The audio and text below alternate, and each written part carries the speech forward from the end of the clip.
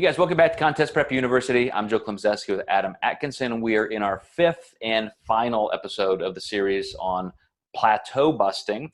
And this time we're going to talk about what we have many, many times, Adam, which is the NEAT, non-exercise activity thermogenesis, and other ways maybe you can just add different forms of cardio to help get you through that if you think that that's the area to investigate instead of just some of these ancillary foods and supplements that we talked about so far. So when somebody is just kind of hitting that wall, they bump up against a plateau, Adam, when are you looking at cardio or movement versus everything else? Yeah, I will say this becomes more relevant in the last 10 weeks of prep, usually where people are just a little more drained. And this is where you need to start looking at different intensity variables, making sure that their NEAT is up, and then also making sure that they are getting their cardio in and getting it in intensely, even looking at weight training intensity, kind of going over, RPE. Are you pushing hard enough? Do you have too many reps in reserve? Are you just going through the motions in your workout? And people can do this with cardio too. So I think this can be a good time where you use some different nuances to help coach the client into the home stretch. And God, there's a lot of can of worms that we just opened up with that we could probably touch on individually. But you can use percentage-based training to make sure somebody's at least hitting those main lifts hard enough and effective enough. The difficult part with that is as they're dieting, their strength is always going to be in flux, their mechanical strength especially.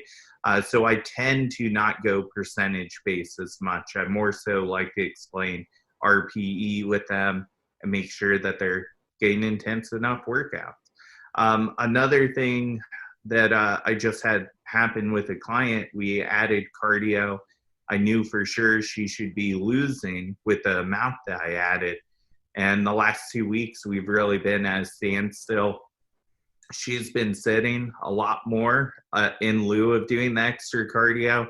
So we're doing a weekly step average, and I want her now, tracking her steps, because we found that adding cardio wasn't doing it for her. She would just relax somewhere else in the day. So that can be a good nuance to add.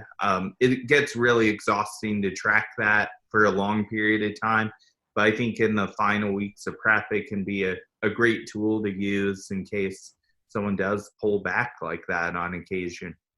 Yeah, I mentioned this before, but it was really a novel idea for me when I saw clients or even other coaches starting to do that, to track steps and say, yes, here's your overall cardio protocol and so forth, but I also want you to hit this many steps per day, because I think it does encourage a little extra, NEAT. And I was talking to a client of mine who just through the pandemic, she said, I just realized that now that I'm home, how more sedentary I really am.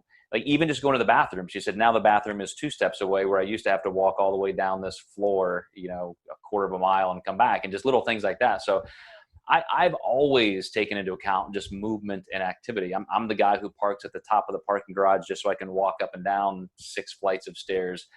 But when it comes to prep, I agree that sometimes you really have to just make it more of a frequency thing. I do that more and more. Let's get, here's your morning workout or your afternoon workout, and can we put even a light cardio at the other end of the day? And then maybe at lunch, can you at least do like a 10-minute brisk walk? Just something to keep that movement going so that you have a good mix of the high intensity work. But I want to say one more thing, and then I'll pitch it back to you to close out. Even during workouts, I have found that when I do functional training, there is such a difference in my body composition. So you can do the normal bro kind of training, do a set, sit down, or even a superset, sit down, rest, stretch, get a drink. But when you're doing things in between sets, whether it could be an extra set of burpees or mountain climbers or even jumping jacks or, rope swing, just anything at all between your sets and keep your heart rate up, couple times a week, even just that extra intensity, I don't think it's going to really impact your recovery. But wow, what an extra little boost on the bottom line for calorie expenditure. Yeah, I actually just discussed doing that with a client. She said she felt like she was just really relaxing too much between her sets. I said, let me work through your program and we'll kind of try to keep you moving a little bit more. And I think this is going to be a really good outcome for her.